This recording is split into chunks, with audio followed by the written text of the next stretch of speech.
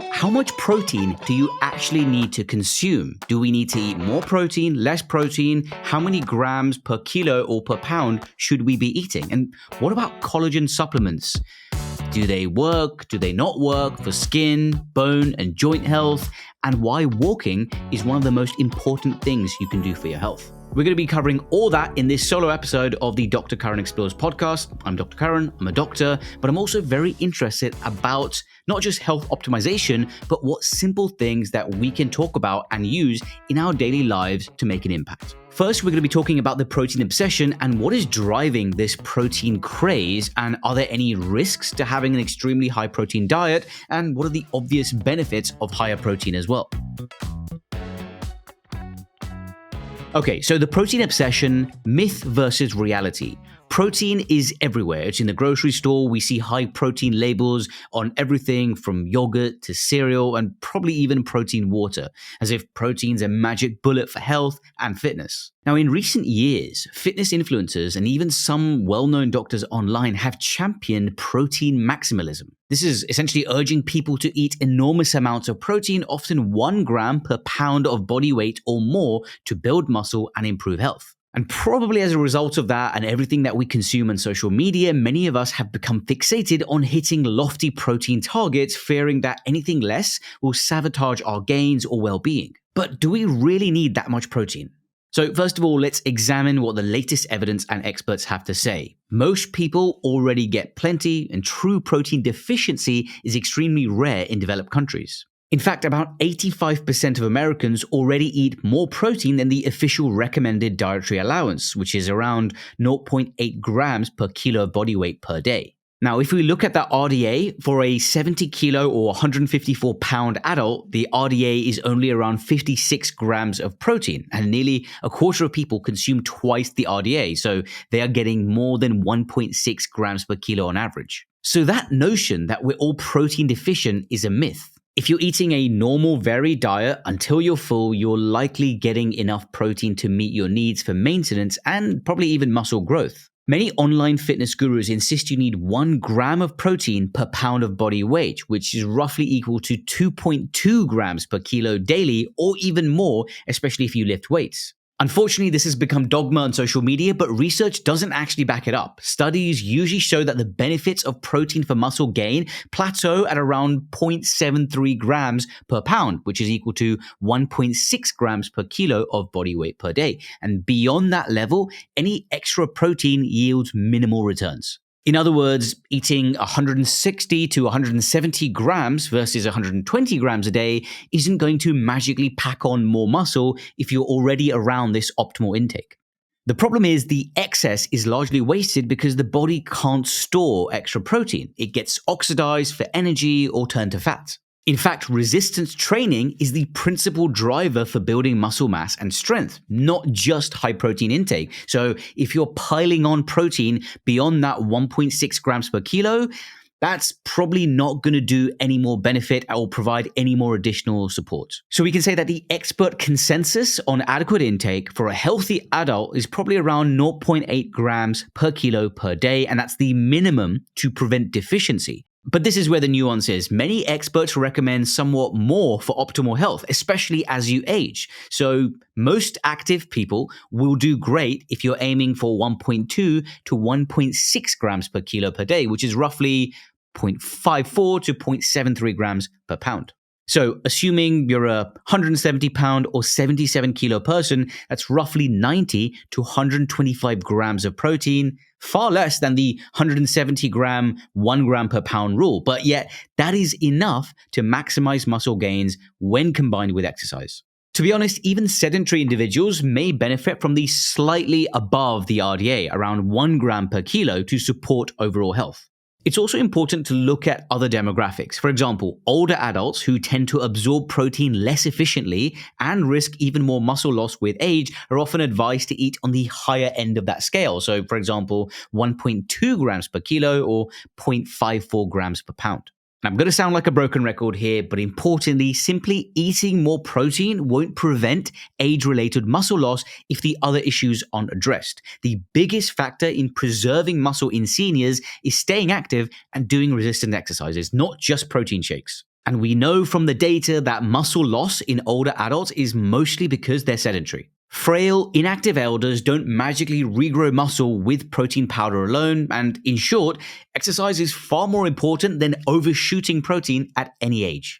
It's also worth noting that not all experts agree on these protein targets. For example, celebrity longevity physician Dr. Peter Attia advocates for around 2 to 2.2 grams per kilo per day, which is roughly a gram per pound of protein, and he argues that higher intake helps to preserve muscle with aging, and that's what he says in his book as well. This figure is roughly double or triple what many nutrition authorities and researchers consider sufficient.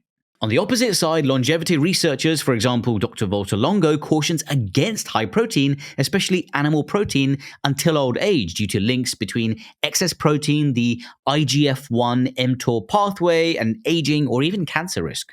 Physicians like Dr. Longo advocate for closer to 0.8 grams per kilo in midlife than modestly higher after the age of 65. The stance of many high-protein advocates have definitely contributed to this high-protein hype that we're facing, but other top experts actually still remain skeptical. There are some physicians and some data to back it up that too much protein could be associated and even promote inflammation and atherosclerosis, which is the narrowing of our vessels.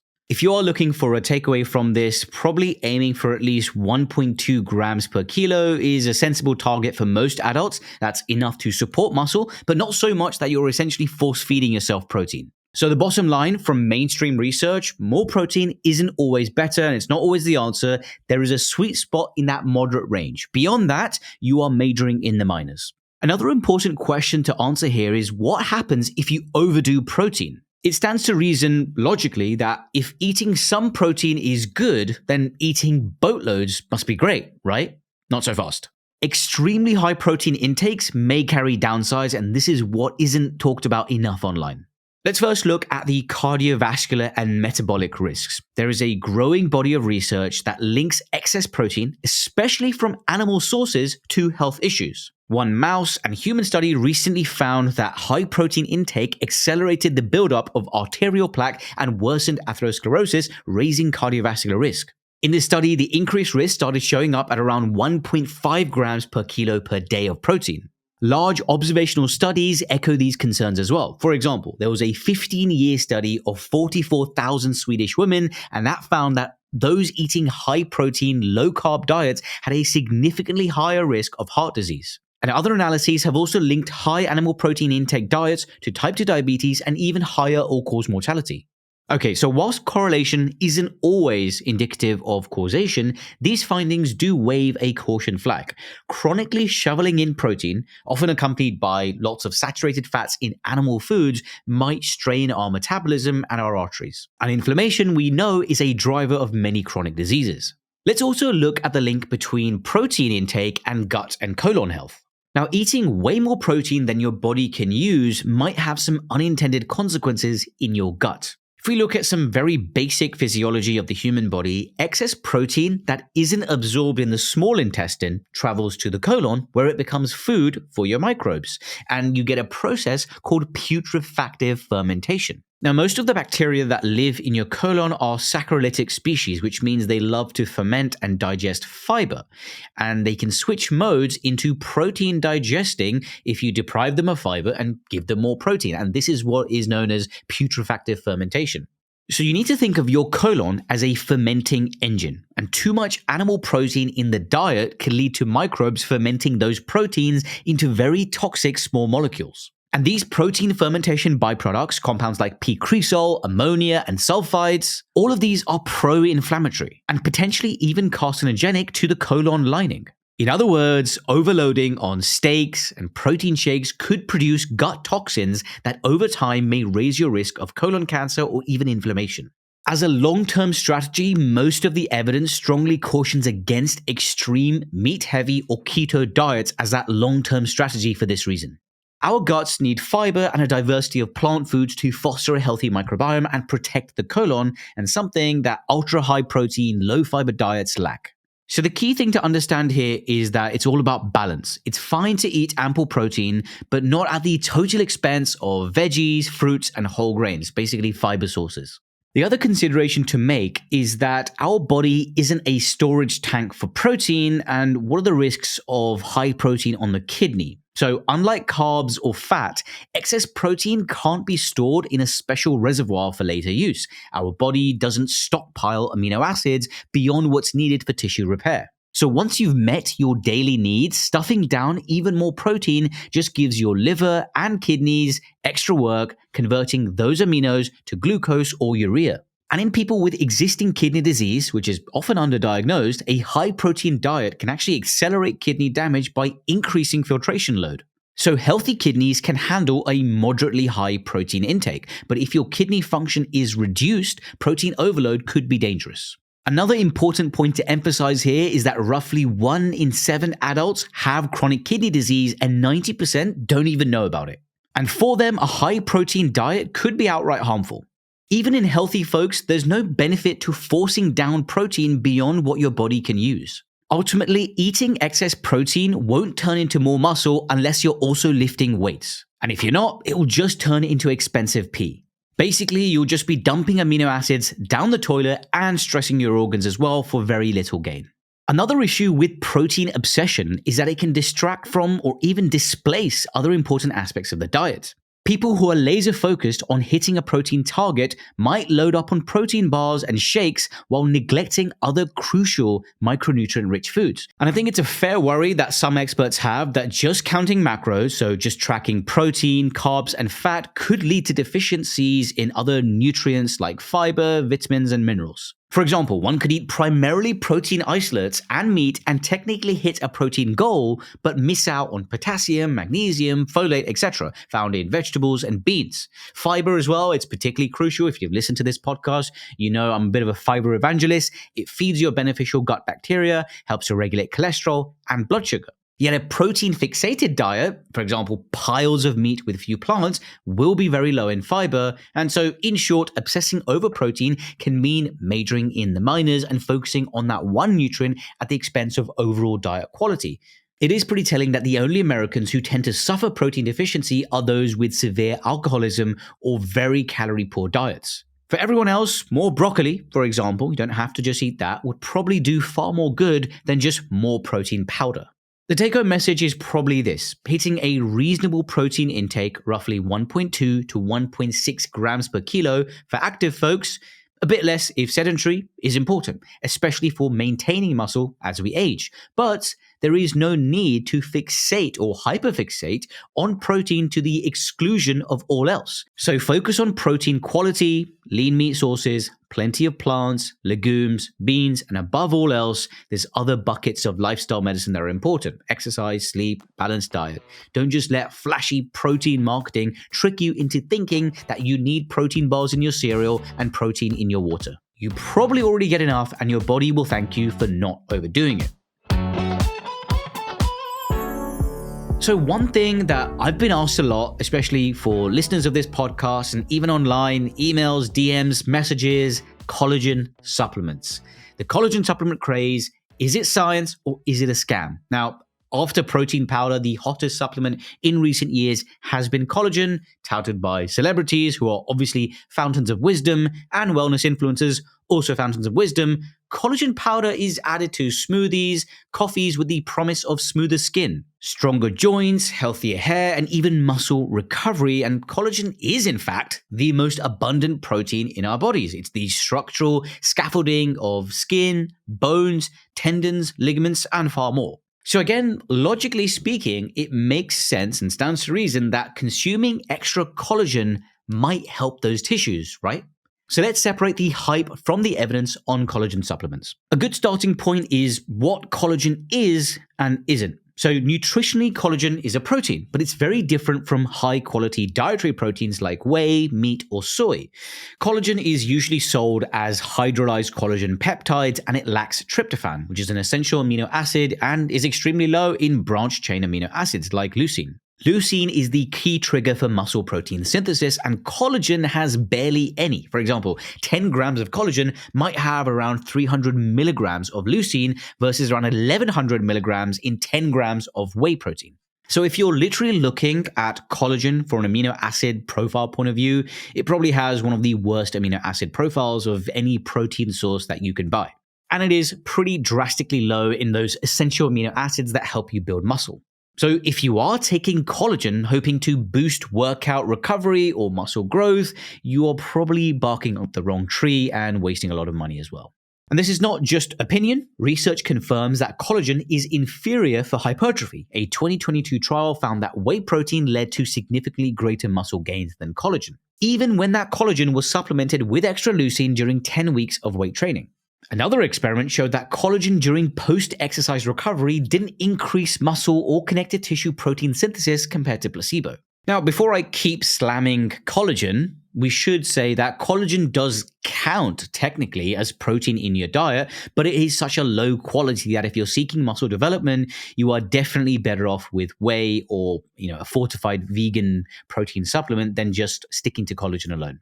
Now, if you're not a gym bro and you're not interested in just collagen for muscle growth, a lot of people take it for aesthetic reasons, for skin health. So, does collagen affect your skin? And the most popular claim, and the reason many people, especially women, buy collagen is that there's this claim that it will rejuvenate your skin, reducing wrinkles, improving elasticity and hydration. Now, there is some science here, but it's certainly not a slam dunk.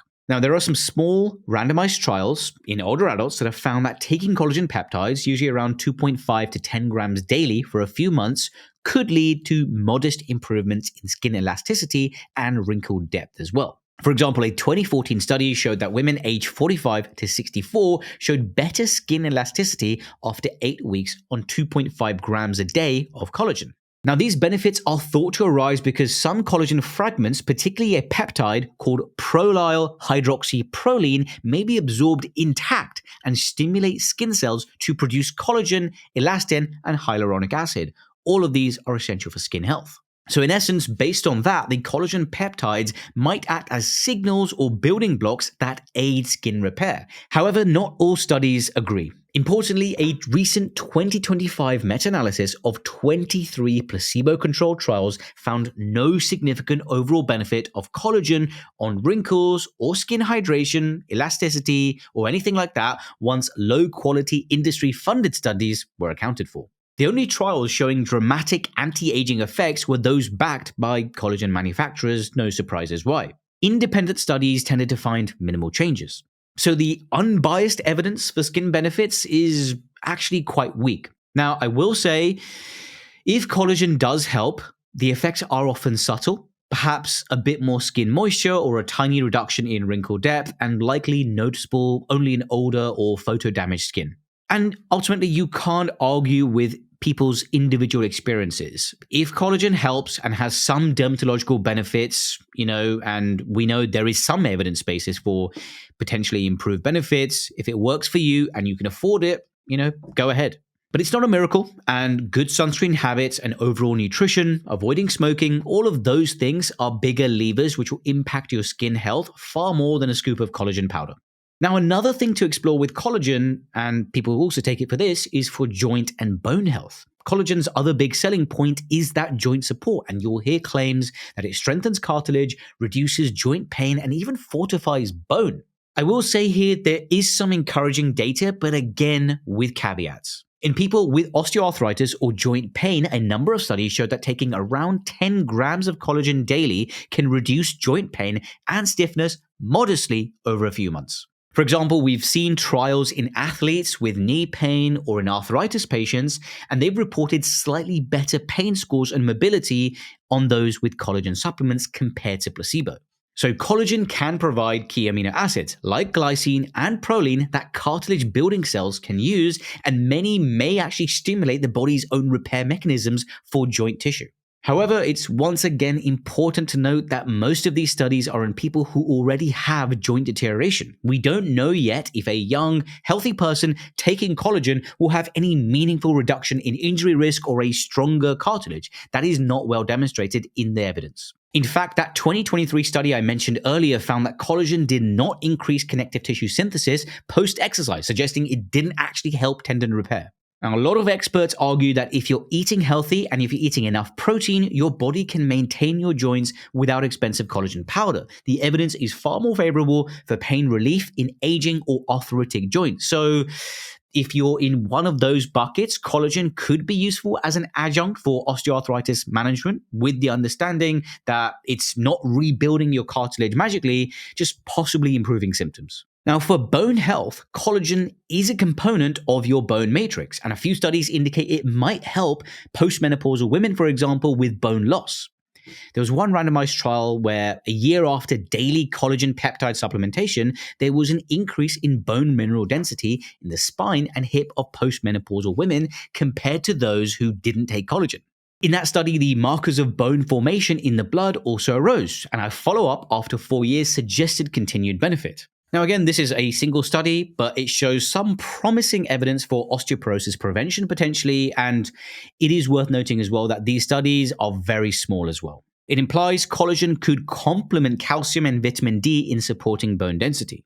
Still, we need more evidence, and basic measures like weight-bearing exercises, resistance training, etc. are still bigger levers and crucial for bone strength regardless. So the final question, is collagen worth it? Depends on your goals. There's a caveat for everything. So here's the quick summary for the for versus against based on that current evidence. If you're looking at muscle building or recovery, probably against. Collagen is a poor protein for muscle. Use whey, casein, soy, or some other, quality proteins post-workout instead. If you're looking at collagen for skin aging, maybe modestly with reservations. There are positive studies showing improved skin elasticity and slightly reduced wrinkles in older adults using collagen. But the highest quality analysis found no significant overall effect, and any benefit is likely small and may require continuous use. It's very expensive, and it's not a replacement for sunscreen, a healthy diet, good skincare, all of which have larger impacts on skin aging. If you're looking at joint pain, osteoarthritis, potentially helpful. Several studies in people with joint issues show reduced pain and improved function with collagen supplements. It might be a useful supportive therapy if you have achy knees or arthritis with, I would say minimal downsides apart from just the cost. But keep expectations realistic. It's not going to rebuild cartilage overnight. It may not do much if you're young and pain-free to begin with. And finally, bone density. There is promising evidence for specific cases. Early evidence suggests collagen can aid in increasing bone mineral density in postmenopausal women or others at risk of osteoporosis. If you're in that category, it could be worth discussing with your doctor as part of a bone health plan alongside exercise, calcium, vitamin D. Now, hair and nails, we didn't explicitly cover this, but anecdotally, these are the other reasons people take collagen. There is limited evidence that collagen peptides might improve nail brittleness and perhaps hair thickness in some individuals. And forgive the pun, but the research is sparse and thin. Now, since hair and nails are made of keratin, also a protein, having sufficient protein in general is important, but specific collagen peptides aren't proven to be markedly beneficial here. One more consideration, quality and dosing matters. Many studies showing the benefits use hydrolyzed collagen peptides, 2.5 to 10 grams per day. This is because collagen needs to be broken down into peptides to be absorbable. Gelatin, cooked collagen, like in Jell-O for example, is similar but not as refined. So if you do try a collagen supplement, choose a reputable hydrolyzed collagen and take an effective dose, a couple of grams at least. Taking a spoonful of collagen in your coffee, like 1 to 2 grams, is likely too little to make a difference. So I'm not going to sit here and say that collagen is a scam, but I would say, at the very least, it's overhyped because the clinical evidence for dramatic benefits is lacking across the board. I would also say that the collagen's reputation has mostly been built on really good marketing and a few industry studies, whereas the independent research shows inconsistent or negligible effects. As always, a well-rounded diet with enough total protein from quality sources, exercise, and healthy habits form the foundation for strong bones, joints, and skin, with or without a scoop of collagen. Now, one thing I wanted to talk about beyond protein and collagen is walking. Now, walking is a very underrated exercise, and yes, it is a type of exercise. And perhaps slightly controversially, I'm going to talk about why walking beats intense exercise for long-term health benefits. Now, we often hear slogans like sitting is the new smoking and that you should get 10,000 steps a day, but many fitness enthusiasts still believe exercise equals high intensity. If you're not doing CrossFit, running marathons, or dripping sweat in spin class, you might think your activity doesn't count. But the simple act of putting one foot in front of the other is often dismissed as pedestrian, forgive the pun. However, walking, done consistently, can actually provide unique cardiovascular benefits that vigorous exercise alone might not.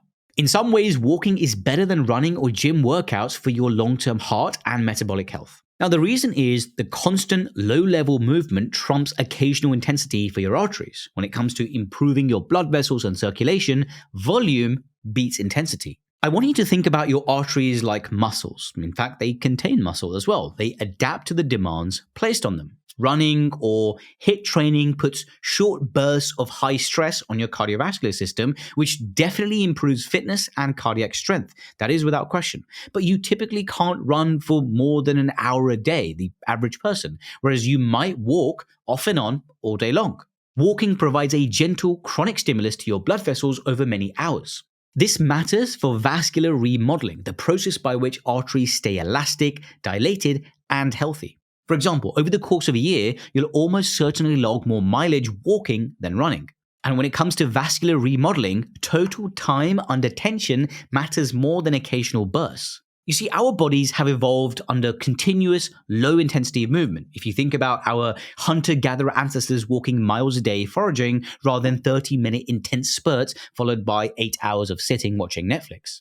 Walking for several hours cumulatively each day creates this sustained shear stress on the endothelial lining of the blood vessels, which signals them to adapt and strengthen. And this chronic, gentle pressure keeps the arteries supple, lowers blood pressure, and reduces inflammation more so than a short-lived bout of vigorous exercise. In contrast, a hard 5K run might spike your cardiovascular strain for a bit, but then you could be sedentary the rest of the day. It's like the difference between watering a plant a little all day versus just dumping a bucket of water on it once. The constant trickle is more beneficial for steady growth. And I also want to talk to you about an analogy I like to think about called the cholesterol sink, okay, and how walking helps to clear fat from the bloodstream. Let's talk about this sink model of lipid clearance. Imagine your bloodstream is a sink filled with water, the water being LDL or bad cholesterol and other blood lipids. Your body's system to remove LDL cholesterol is like the drain of that sink. Now, this drain is not powered by electricity, but by a foot pump, specifically the muscular contractions of your legs and your body when you move. Every time your muscles contract during walking, it's like pressing the pump that helps to push cholesterol-laden blood through the liver for processing. If you sit still, the water in that sink just stagnates. The LDL particles linger longer in circulation, and the longer they linger, too many longers and lingers here, the more they can be modified into harmful forms, these small, dense LDL that contributes to plaque in your arteries. Walking is like continuously pumping the drain throughout the day, preventing stagnation. It lowers the residence time of LDL in your blood. And this ultimately means less opportunity for that LDL to oxidize or infiltrate those arterial walls. And high-intensity exercise like running gives very, very powerful pumps. During that 30-minute run, your muscles squeeze a lot of blood. But once you stop and you sit at your desk for the next 5 hours, that pump essentially turns off. In terms of keeping the blood flowing down that drain, 10,000 steps a day spread out over the whole day is more effective than a 30-minute sprint and then inactivity. Regular walking throughout the day literally helps to clear out excess fats and sugars from your bloodstream, acting as a natural metabolic boost. This is why studies find that frequent movement, even light activity, improves measures like triglycerides, blood sugar, and cholesterol levels independent of traditional exercise sessions. So in practical terms, taking short walks after meals, even 5 to 10 minutes, can blunt blood sugar spikes and help shuttle nutrients where they need to go rather than letting them accumulate in the blood. I would go so far as to say that walking is the evolutionary default. Humans are built to walk. For hundreds of thousands of years, daily life involved hours of ambulation, hunting, gathering, migrating. So our cardiovascular system adopted that rhythm. Our arteries then also evolved under conditions of constant low-level movement, not sprints. When we swap that ancestral pattern for sitting all day with a short gym session, we miss that long duration signal. It's not that intense exercise isn't valuable, it is, but it can't fully replace the benefits of frequent movement. A recent slogan circulating on health forums put it succinctly: Exercise is medicine, but walking is essential. Even the super fit can improve health even more by moving more between workouts. For example, research on these so-called active couch potatoes, people who hit the gym for an hour and then sit the rest of the day, shows they have worse metabolic profiles than those who are lightly active all day, even if the latter do no vigorous exercise. That's pretty mind-blowing. The modern truth may be that your step count might matter as much as your 5K time for long-term health. You can't outrun a sedentary lifestyle. So if you're saying to yourself, if I run or hit the gym, I don't need to worry about steps, that is only half true. Intense exercise replaces walking for some benefits. For example, a 30-minute run certainly boosts aerobic fitness more than a 30-minute walk, but there are things exercise cannot replace. Daily walking is irreplaceable for lipid clearance, chronic vascular conditioning, and keeping your metabolism humming. There's research suggesting that even people who meet the recommended 150 minutes of exercise per week are at higher risk of health issues if they sit for long periods. It's the move it or lose it principles. Our bodies simply need frequent movement, and long stretches of sitting stiffen the arteries and slow your metabolism in a way that short gym sessions can't fully, inhibit or counteract.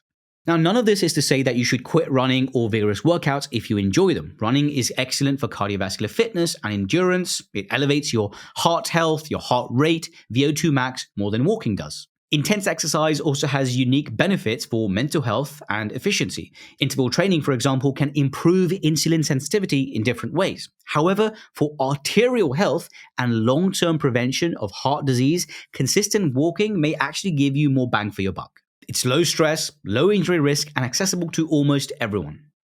Ideally, you do both. Layer, don't swap. So keep your workouts, strength training, cycling, running, but layer walking on top as your baseline of daily activity. Think of walking as the always-on maintenance for your body and formal exercise as the special training on top. Some actionables that I do to get more walking in, and you don't need to trek for hours at a time. The key is to integrate walking into your routine in frequent bite-sized chunks. Spread your steps out. So if you aim for, say, 8,000 steps a day, it's better to do a few thousand every few hours than do all 8,000 in one go. This keeps that metabolic sink pump active throughout the day. Consider short walks in the morning, at lunch, or in the evening rather than one long march. Take micro walks after meals. 5 to 10 minute walk relaxed after eating can improve post-meal blood sugar levels and aid digestion. Something I've added to my routine is walking during phone calls or breaks. If you've got a long phone call or Zoom meeting that doesn't require video, do it, while walking if possible. Pacing around or, walking outside during calls has been a game changer for accumulating more steps in my day. Similarly, every hour at work, stand up and walk around the office or your home for a couple of minutes to reset your posture and circulation. So we've covered a lot, from protein myths to collagen to the power of walking, but the common theme is avoiding extremes and focusing on what's truly impactful. It turns out you don't need to obsess over getting 200 grams of protein or chugging collagen smoothies to be healthy. The best evidence suggests moderation and a consistency which trumps fanaticism. Eat a balanced diet with sufficient but not excess protein, mostly from whole foods. Don't waste too much money on exotic supplements with shaky evidence, and move your body regularly, especially everyday activities like walking. To put it very simply, we thrive on balance. Your muscles need protein, but they also need rest and carbs and other micronutrients. Your skin and joints appreciate a little extra care. Maybe some collagen or other supplements can help, but they benefit far more from basic healthy behaviors. And your heart loves when you exercise intensely and when you simply stay active in daily life. After all, health is a marathon or perhaps a leisurely long-distance walk, not a sprint. And no single nutrient or supplement will ever beat the fundamentals. Thanks for listening, and I hope this deep dive helped clear up some of those confusing myths and fads and trends that you're being told online. Now, I don't know about you, but after this talk, I'm off to take a nice walk. Stay healthy, and I'll catch you next time, and the sources will all be in the show notes.